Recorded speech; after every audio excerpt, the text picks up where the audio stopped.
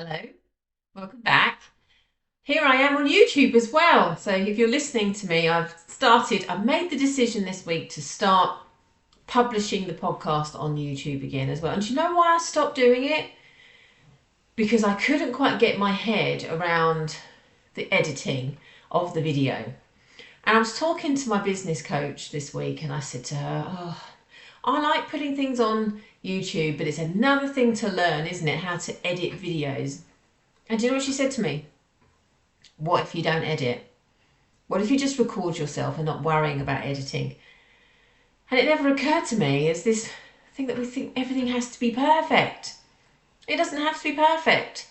So if you're listening to me, you won't get to hear if I mess up, because I have the incredible Tom that edits my podcasts and makes me sound great. But I am going to be leaving it all in on the videos on YouTube.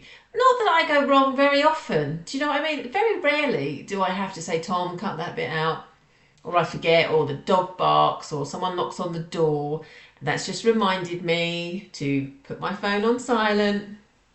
But anyway, let's get into this week's episode, because this episode has been prompted by a conversation I was having last week. So I was at a female networking event last week, and we were standing around having a conversation, me and a few of my friends, and some women at the group. And we got on the subject of partners and husbands, because one of my lovely friends works in business with her husband. So we were just in conversation, and it got on to, I'm really lucky because my husband is whatever, X, Y, Z. And I was like, that's an interesting thing to say. And we got into this discussion around, are we lucky if we have partners that love and respect us, do things around the house, all of those things. I'm very lucky because he does, I'm very lucky because they do, blah, blah, blah. And I gave my perspective on it. And my lovely friend said, you should do a podcast on this episode, on what you're talking about, because I think a lot of people would enjoy hearing this. So let me tell you my theory. There's no such thing as luck. Certainly in the context that I'm talking about relationships. Because if there was such a thing as luck, people were lucky enough to meet somebody that treated them with respect, treated them as an equal partner, did things around the house, parented as much as we did, all of those things. If we were lucky to have someone, then the opposite to that is unlucky, right? So therefore some people get unlucky to not have that. And I just don't believe it's a case of one person's lucky and another person's unlucky. My son challenged me on this a few weeks ago because he said something about luck, and I said there's no such thing as luck. And he said, well, how would you describe walking down the road and picking up a winning lottery ticket? And in that context I would say yes, oh my God, that was amazing luck. Or I might just say, well, it was yours, it was already written in the stars. But anyway, that's a whole nother conversation. But in terms of my husband, now I'm going to put it out there, I adore my husband. My husband is supportive. He believes in everything that I want to do and want to achieve. He's my partner, he's my companion. We do things together. Does that make me lucky? Some of you might be going, well, yeah, you're really, really lucky actually to have somebody that does all of those things for you. But do I see it that way? No, I don't. Because if we think let me tell you another thing that I find really sad. Have you ever, you might have posted yourself, or have you ever seen somebody that posts on socials and says something like, happy anniversary to my amazing partner, husband, wife. I'm going to use the word husband there because just from my language. Happy anniversary. Thank you for putting up with me for another year. And this is coming from a female.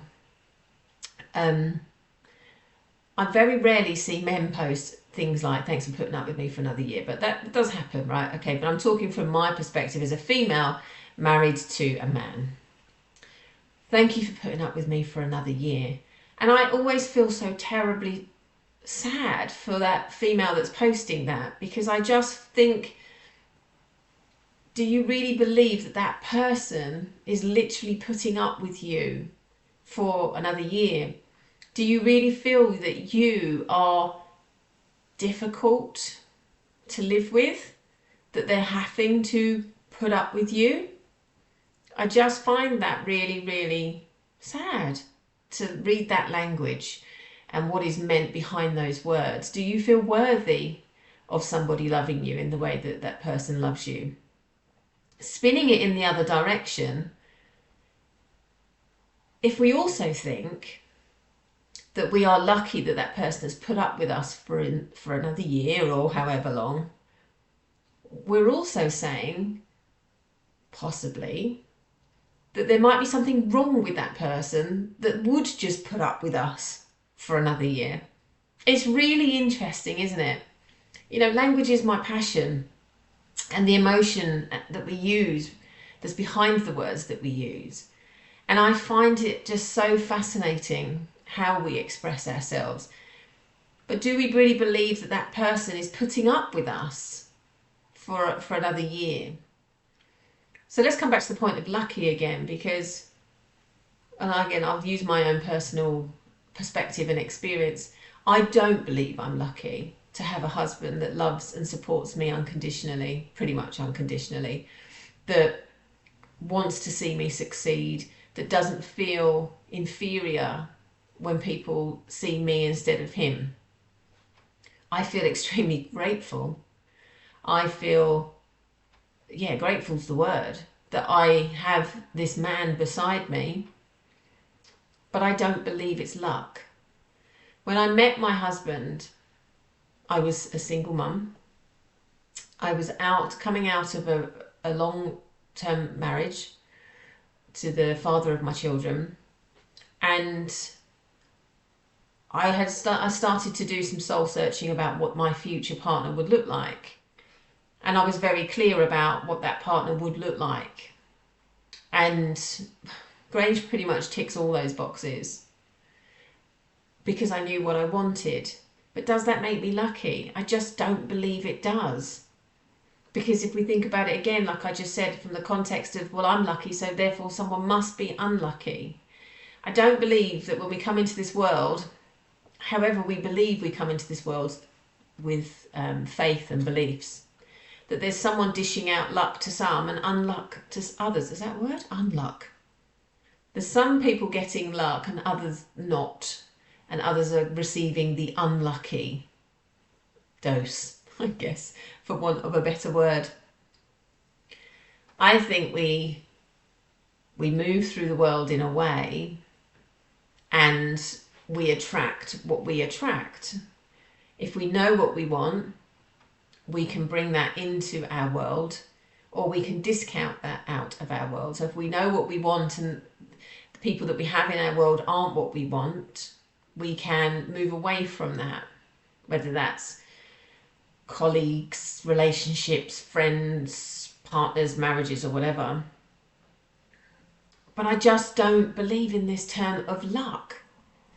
And let's look at another thing that lots of us are saying as well. My other half, my better half. Again, I don't believe I was missing a piece when I met my husband. Does he bring a whole load of stuff to my life? Yes, absolutely, 100%. And all of those things, like I said, I'm extremely grateful for. But was I not whole before? No. I might have felt like that, or other people may feel like there was something missing and that person came into their life and they felt like that was it. But does that mean that we have missing pieces? I like to think that I was a whole person, and then Grange came into my life, and himself is a whole person, made me a bigger person. He allowed me to stand tall. He allowed me to move forward with courage and conviction. It was almost like his presence allowed me to be who I'm here to be. But I was already whole. I wasn't missing a piece. He isn't my other half. He isn't my better half. Together we are a solid unit, a united front. But apart, we're still whole. I'm still me and he's still him. We complement, we move through the world in a really aligned and congruent way. But neither of us is missing a piece if we're not together. I really hope I'm making sense here, because I want you to think about the language that you're using when you're communicating about your partner or who you are. If you believe that that person that you brought into your life, that you have in your life, is putting up with you, what is it about yourself that doesn't feel whole? What is it about yourself that doesn't feel complete or enough as you stand completely on your own? And I don't mean in isolation, I mean you stand on your own as a whole person. I want you to dig deep and really think about these things when you say my other half, my better half. I'm lucky that he does this, I'm lucky that he does that, because I think some of this comes back to conditioning of women as well, that men make us better. A good man makes us better when we're good enough on our own. I don't want to move through my world without my husband. I am definitely the woman I am today because of his presence and his support and his cheerleading and his influence. I still believe I'd have found this path without him. I guess he made this path clearer for me by loving me unconditionally. But I would have got there. And I am grateful every single day for the presence of him in my life. But it's not about luck. It's just not about luck as far as I'm concerned. So I would love to hear what you think off the back of what I've just been saying. I would love for you, just for today, to get curious about the language you use when you talk about the partner that you have in your life, and what you consider yourself in that picture as well. Do you consider yourself not a whole person without them? And if you do, what's missing? What needs to happen for you to feel whole and complete for yourself and yourself only? I would really, really love to hear your feedback on that. And of course, you can come and speak to me in my WhatsApp group, the Just for Today Coven. All of the links will be in today's show notes. I also wanted to tell you about, whilst I've got you here, an event that I've got coming up in January. This is an event for women in business, so female business owners and women in leadership roles, so female executives. Pause and Reconnect one day in Chelmsford. It is solely focused on the women in those arenas to help them with limiting beliefs, to help them stand strong on all of their life they've lived so far and allow them to propel themselves forward, to get them reconnecting to their feelings so that they can really feel their way through their world, create some really strong and sturdy boundaries. And lastly, as we're going into a new year, and this event will be in 2024, this will also about deciding the woman that they want to be and living with intention. So I would love you, if you're listening and you would like to join me in Chelmsford on the 16th of January, or if you know of anybody else that you think this would be of huge benefit to, I'd love you to share this message with them and this podcast, right? Because this week, I looked at my stats last night. I had 363 downloads of my podcast in the last week. And that just blew my mind. That's the biggest number I've had so far.